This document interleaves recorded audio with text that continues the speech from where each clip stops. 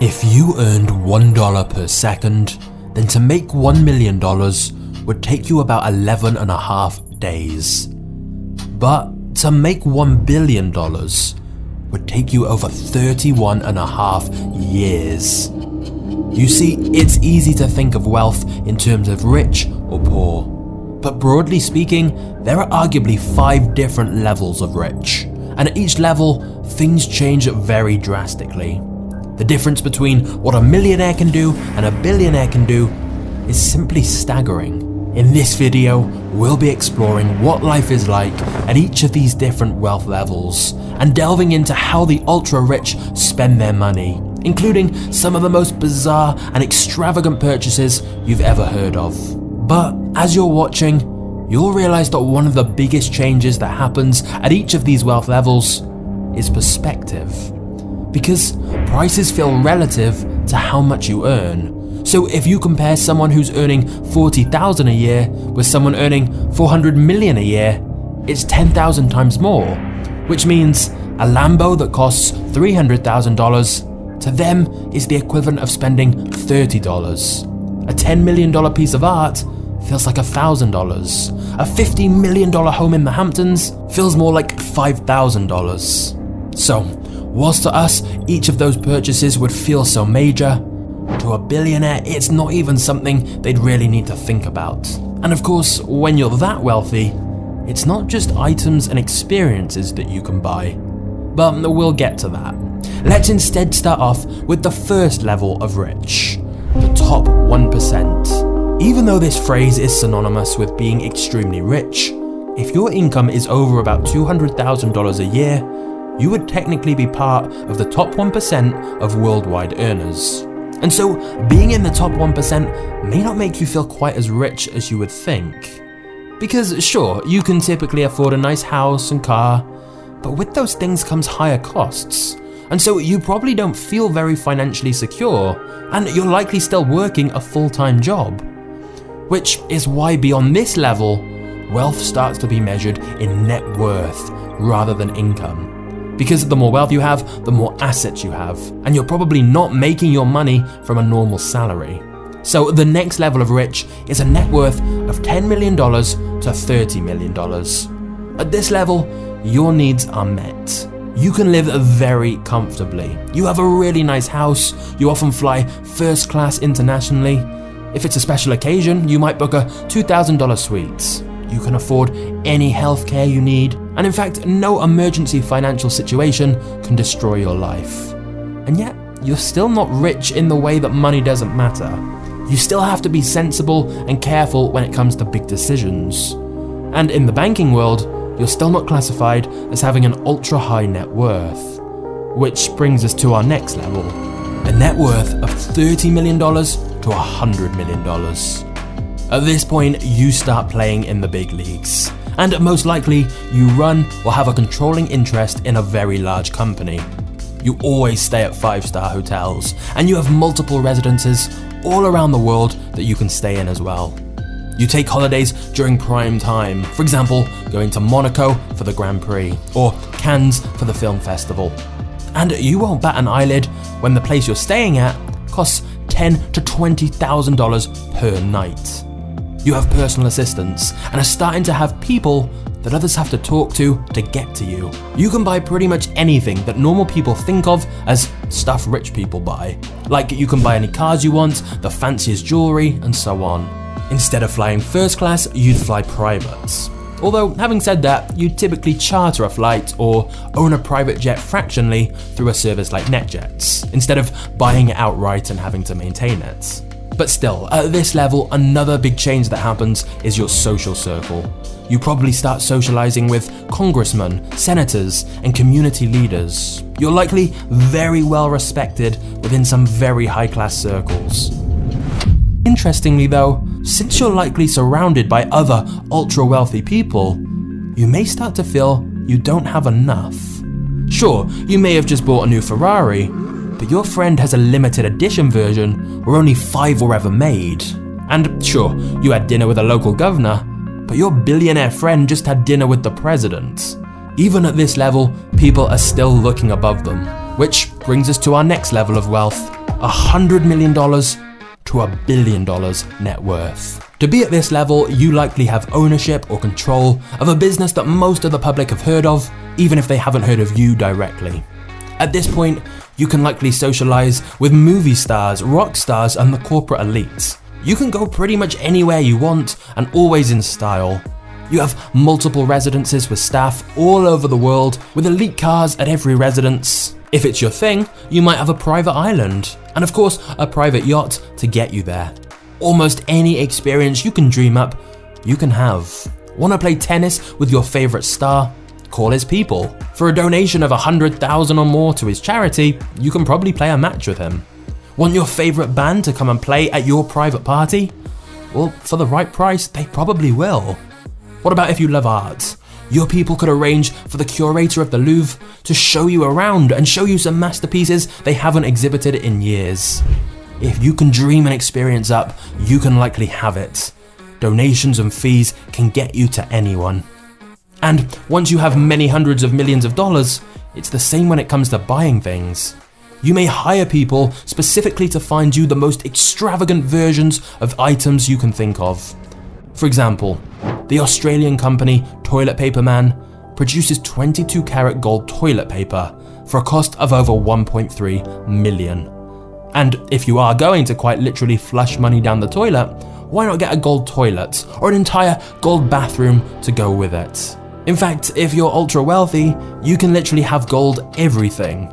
How about a 24 karat gold water bottle, which in itself is a piece of designer art and comes with spring water from France and Fiji, combined with glacier water from Iceland? Or alternatively, how about the world's most expensive iPhone that has 24 karat gold casing and more than 600 white and black diamonds, plus sapphire glass for the screen?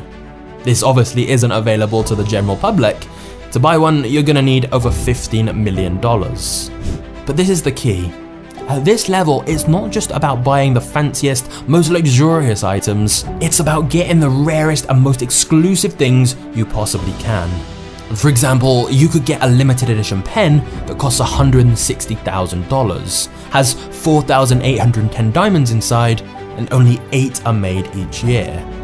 Or if you want to go a lot bigger than that, many billionaires turn to art. And not just rare paintings, but things like this dead shark art piece created by Damien Hirst that sold for $12 million. Or let's say you like piano. Well, here's the same crystal piano that was used for the Beijing Olympic Games that was purchased at a private auction for a record $3.2 million. You see, when you're at this wealth level, your mind is the only real limit to what is available. But then we have our final level, the 1 billion net worth and above. Now, before we get into what you can do as a billionaire, which honestly is pretty insane, it's worth noting that the number of billionaires on Forbes' annual rich list has significantly increased in recent years, and there's now around 2,755 known billionaires. Of course, it's possible there are more who have generational wealth that simply do a good job of staying very, very private.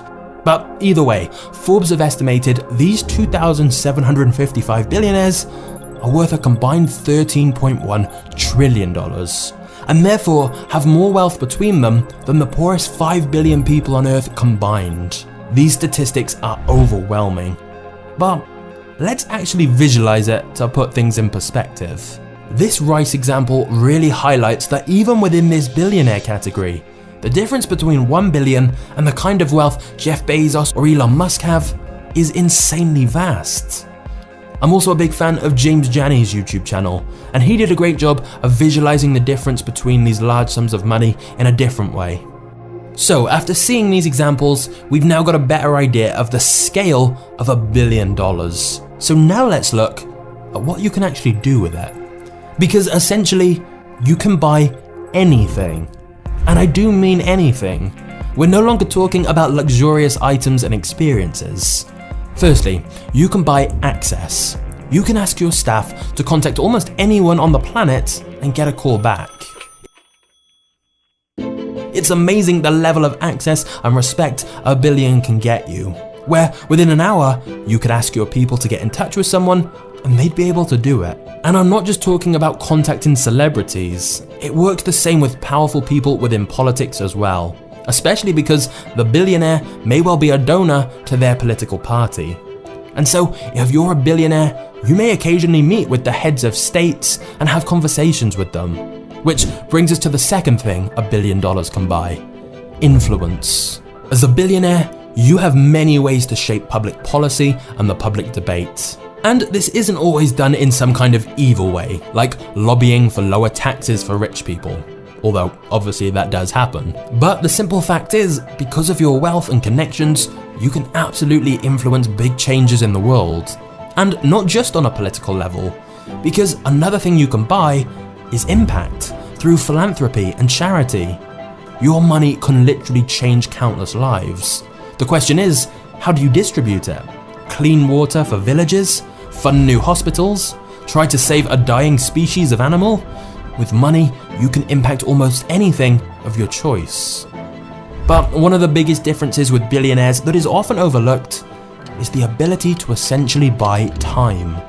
You quite literally don't have to wait for anything. No lines, no sitting around. Just think about it. You've got your own private jet, so you just show up at the airport whenever you want, sit down in the plane, and 2 minutes later you're in the sky and can go wherever you wish. When you arrive, a driver will have already been arranged to pick you up and take you wherever you want to go. Your assistant will have already got the best table at the restaurant you mentioned wanting to eat at, or maybe your assistant arranged for a celebrity chef to come to one of your vacation homes instead, at whatever time you choose. Everything you could need is taken care of for you.